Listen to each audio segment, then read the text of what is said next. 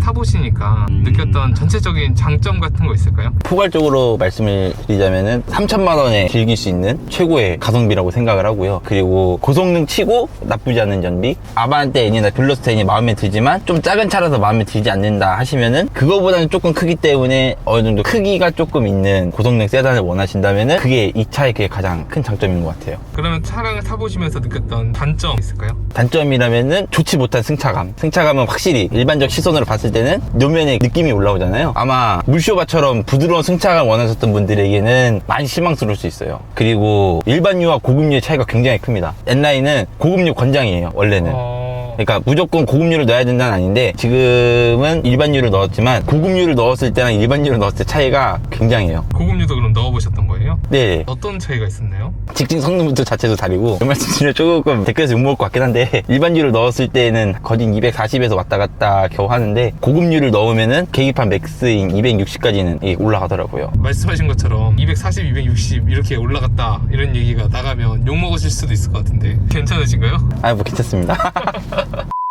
중고차나 이런 거를 많이 구매를 해보셨잖아요. 네네. 차주님이 생각하시는 뭐 중고차 구매 꿀팁이나 이런 것들이 있을까요? 중고차를 사실 때는 물론 사람마다 기준은 다르겠지만 저는 중고차를 볼 때 사고 이력은 크게 중요하게 안 봅니다. 왜냐면은 대부분 많이들 찾으시는 게 무사고 차량에 키로수 낮고 연식 어리고 막 이런 거 찾으잖아요. 근데 연식이 아무리 어려도 사고가 날 수도 있고 주행거리 짧다고 해도 고장이 안 날 수는 없거든요. 키로수가 뭐 20만 30만 되면은 못할 것처럼 막 많이 생각하시는데 절대 그런 게 아니거든요. 사고 이력이 있는 차라고 해서 이 차가 사고 날 차 그대로 뭐 대충 보관하고 그런 게 아니라 팔 수 있게 상품화를 해놓고 판매를 하는 거기 때문에 너무 이 차는 펜다가 뭐 먹은 흔적이 있고 저희 일반인은 그런 미세한 것까지는 타다 보면 느끼지는 못해요. 사고 이력과 소유자 변경 이력이 너무 그렇게 하지 마시고요. 내가 원하는 모델을 검색을 하면은 그 차가 이게 따라라라 이렇게 나오잖아요. 그 가격들이. 그러면은 본인이 봤을 때 차량들의 시세를 한번 보고 어느 정도 가격대가 이 정도 잡히는구나 하면은 이제 그때부터는 연식과 키로수를 서서히 커트 하시면 됩니다. 예를 들어서 이 카니발을 산다고 가정을 하면은 검색을 했는데 3,400만 원이 나왔다고 치면은 여러 종류의 3,400만 원짜리 카니발들이 나오잖아요. 똑같은 3,400 카니발인데 어떤 거는 13만 킬로, 어떤 거는 11만 킬로, 어떤 거는 10만 킬로 이렇게 나눠지는 경우가 있어요.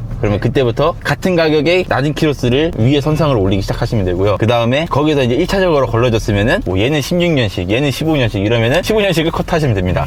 그렇게 해서 하시다 보면은 어느 정도는 본인이 같은 가격에 좀 괜찮은 차를 구매를 하실 수가 있어요. 또 하나의 팁이 알려드리자면은 초창기 K5와 YF 소나타 모델을 예로 들어드리자면 2012년 전에 나온 K5와 YF 소나타 차량들은 현대기아가 그 당시에 엔진 성능에 몰빵을 했던 시기라 엔진 성능 정말 좋은데 내구성이 굉장히 안 좋았던 시절이었어요. 그래서 그 전에 나왔던 모델들은 평생 보증입니다. 엔진이. 이런 거 알려주면 안 되는데 YF 소나타나 K5 2012년 전에 올라온 것들이 야 이런 거 500, 600 사기에 너무 아깝지 않냐 하시는데 엔진 보증은 평생 무료 보증이기 때문에 그러니까 그 차의 키로수에 너무 매달리지 필요가 없어요. 진짜 완전 무한 보증이에요? 네네. 너무 내구성이 안 좋다는 소문이 너무 많이 났어가지고 그때 당시에 현대기아가 내건 슬로건이 그거였어요. 엔진은 평생 보증해주겠다. 진짜요? 중고로 구매도 그게 다 되는 거예요? 네네. 엔진 보링 같은 경우 그거는 이제 보증이 됩니다. 그러니까 이제 너무 막 야 이거 키로수 너무 높아도 안 돼 이러지 마시고요. 어차피 엔진 보증 되니까 영상 보신 분들이 오해할 수 있겠지만 저는 중고차 딜러가 아닙니다.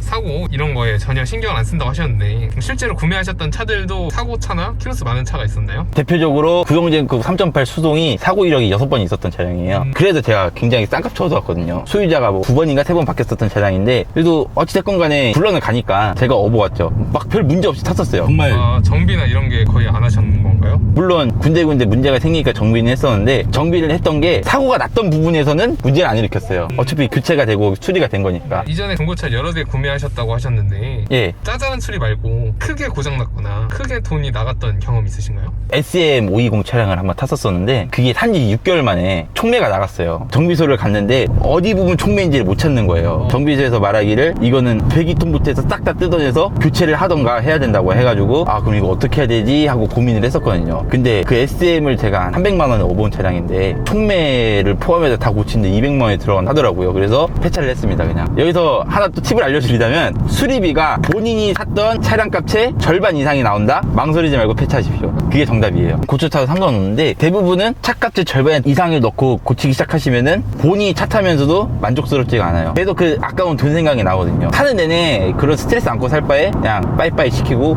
다시 다른 차를 사서 행복하게 타고 다니시는 게 좋으실 것 같습니다. 간혹 일반인이 아니라 차를 좋아하시는 분들 한에서는 저거 N9이네 하고 똥침을 넣는 분들이 계세요. 이 차의 또 하나의 장점은 얕보이기 굉장히 쉽지만 백점시키기에도 굉장히 좋다. 힘순진 같은 느낌이네요. 예, 힘순진이라서 일부러 외관 튜닝은 안 했습니다. 차 외관 촬영하시면서 저 뒷부분에 그 N9 엠블럼 있잖아요. 네. 원래는 없었어요. 사람들이 그냥 1.6 센쇼스를 알더라고요. 네. 그래서 좀 기분 상해가지고 현대모비스에서 9,000원 주고 구매를 했습니다. 근데 잘 보시신 것 같아요. 저는 네. 이거 순정인 줄 알았어요. 그죠?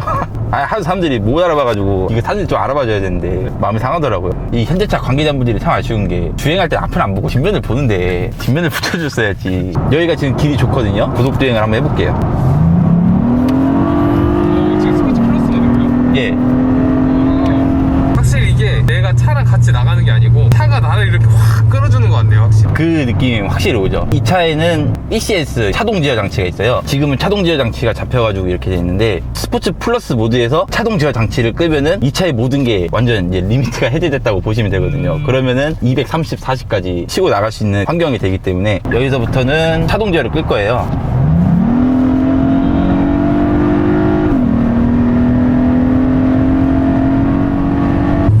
이게 훅발이 장난 없네요. 터보도 터보지만 CC 자체가 어느 정도 900이랑은 아니지만 그래도 2500cc라는 파워가 있기 때문에 그 배기량이 뒷받침이 되다 보니까 이게 속도가 굉장히 좋죠. 영상 보시는 분들이 또 모이실 것 같은데 절대 평소에 이렇게 달리진 않고요. 가끔 서킷 탈 때는 이렇게 타지. 오늘 또 촬영도 있고 이것저것 보여주는 게 좋을 것 같아서 한번 밟아본 거니까요. 너무 그렇게 미워하지 않았으면 좋겠습니다. 이런 말이 있어요, 인터넷에. 우리나라 어차피 5030이고 아, 그쵸. 고성능 차량을 사봤자 제 성능을 예. 다 쓰지도 못한다, 의미 없다고, 이런 의견도 있는 것 같은데 차주님은 고성능 차량을 타는 입장에서 어떻게 생각을 하시나요? 확실히 공감은 해요. 그래서 이거를 한번 느끼고 싶으시면은 서킷이 10만원, 20만원 정도 하거든요. 시원하게 한번 내고 시원하게 한번 밟고 오시면은 당분간은 그런 생각이 없어지기 때문에, 물론 당체 공도에서 그러면은 굉장히 그거는 안 되기 때문에 많이 아쉽긴 하죠. 이렇게 그거를 느끼려면 서킷을 가야 된다는 이 환경이.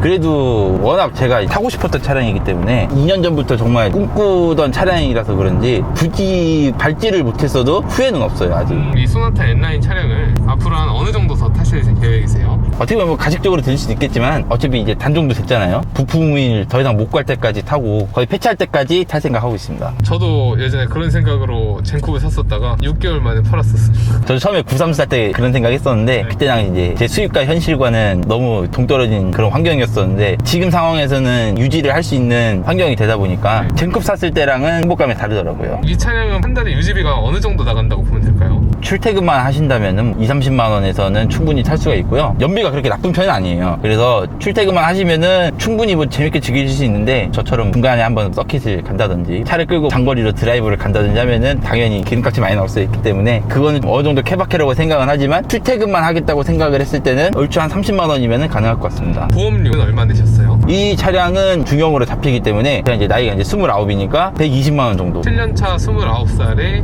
보험료 한 120만 원 정도. 네네. 그렇게 비싸진 않네요. 한 200 나왔겠지 했는데 생각보다 많이 안 비싸더라고요. 오늘 소나타 N9 차량으로 인터뷰 해주셨는데요. 추가로 말씀해주시고 싶은 부분 있을까요? 이게 오래된 차량은 아니라서 아마 여러분들이 많이 공감을 하실지 모르겠는데 제가 이 영상 출연을 신청한 거는 중고라고 해서 무조건 5만 넘어가고 10만 넘어가고 그런 게 다 중고가 아니고 1500km짜리 이런 신차급 컨디션의 중고차도 있다. 새 차값보다 더 저렴하게 조금 더 공부하고 노력하고 해서 알아보시면은 충분히 괜찮은 가격에 신차 컨디션의 중고차를 찾을 수 있다라는 거를 알려드리고 싶었고요. 제가 이제 이 차량을 구매를 했을 때가 이제 1500km였었는데 3280만 원이었는데 똑같은 소나타 N9인데 2만 km 뭐 한 3만 km 탄 차량들이 막 3300 뭐 똑같은 가격이 올라와요. 당연히 키로수가 더 낮은 차량을 찾는 게 더 이득인 거잖아요. 요즘 새 차가 한 1년 이렇게 걸린다고 하잖아요. 반도체 대란 때문에. 그래서 내가 새 차를 사고는 싶은데 신차 대행이 너무 오래 걸리고 신차와 비슷한 수준의 중고를 찾고 싶은데 하시면은 저처럼 조금 더 공부를 하시고 알아보시고 노력해서 잘 찾아보시면은 신차급 컨디션의 좋은 차량도 찾아서 구매를 할 수 있기 때문에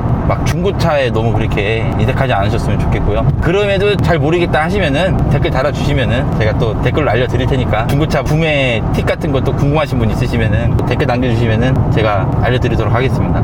그러면 오늘 소나타 N9 차량 차주님의 평점을 매겨보자면 별 5개 중에 몇 개라고 생각하시나요? 솔직히 별 5개 중에는 4.8점, 4.9점 이렇게 저는 그렇게 생각합니다.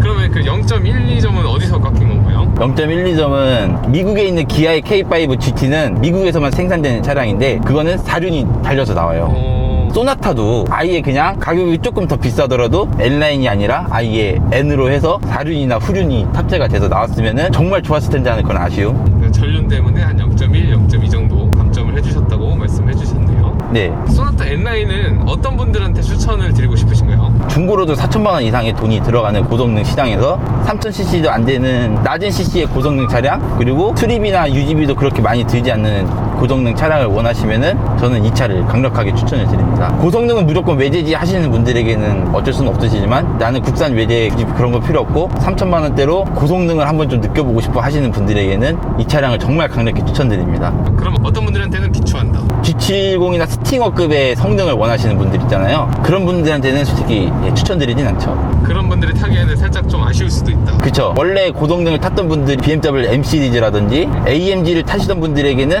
이 차는 조금 많이 부족한 거 아쉬움이 느껴질 수 있을 거예요. 그런 분들한테는 이렇게 추천드리진 않고요. 마지막으로 차량 소감 한번 말씀해 주시면 좋을 것 같아요. 처음에 이제 신청을 하긴 했는데 막상 이게 또 떨리긴 떨리더라고요. 과연 내가 가서 이게 말을 잘 할 수 있을까? 내가 막 말 어버버버 거려가지고 분량도 제대로 안 나오고 막 영상도 이상하게 나오면 어떡하지? 해서 약간 좀 걱정을 했었는데 대화 유도도 잘 해주셔가지고 카메라 켜고 인터뷰하고 막 딱딱한 분위기보다는 정말 야 나 이번에 차 샀는데 드라이브 한번 같이 갈래? 하면서 그냥 친구 태우고 나가면서 이렇게 이야기도 하고 그런 느낌이었습니다. 감사합니다. 네, 고맙습니다. 아, 그리고 영화에서도 엔딩 크레딧 올라가고 나서 쿠키 영상 있듯이 쿠키 영상으로 런칭 컨트롤까지 딱 보여드리고 마무리하겠습니다. 오, 좋습니다. 브레이크를 꽉 밟고 런치 컨트롤 레디. 네, 여기서 뭔가 나갈 것 같아. 오! 오! 이거. 지금 불컵이 떨어졌어. 우와! 이분 아틀란티스예요?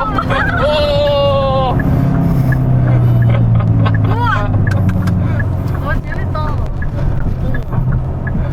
재밌다. 런치는 공도에서 하지 마시고 서킷이나 이런 넓은 공터에서 재미삼아 한번 쓰시는 것을 권장해 드립니다. 절대 이런 신호 있는 도로에서는 쓰셨다가는 진짜 큰 사고가 유발될 수 있기 때문에 남의 차 박으면은 남의 인생도 그렇지만 일단 본인 인생이 날아가기 때문에 꼭 서킷에서 런치 주행하시는 것을 권장해 드리겠습니다. 이거는 유지할 수 있겠다 싶어가지고 구매를 했었죠. 근데 만약에 같은 가격에 BMW나 벤츠를 샀었다면은 한 6개월 타고 인생이 날아갔겠지만 그래도 국산차라서 다행히 수리비가 그렇게 크게 들지 않기 때문에 그런 메리트도 있어가지고 이 차를 구매하게 됐습니다. 실례지만 어떤 일을 하고 계시는지 말씀해 줄 수 있나요? 대형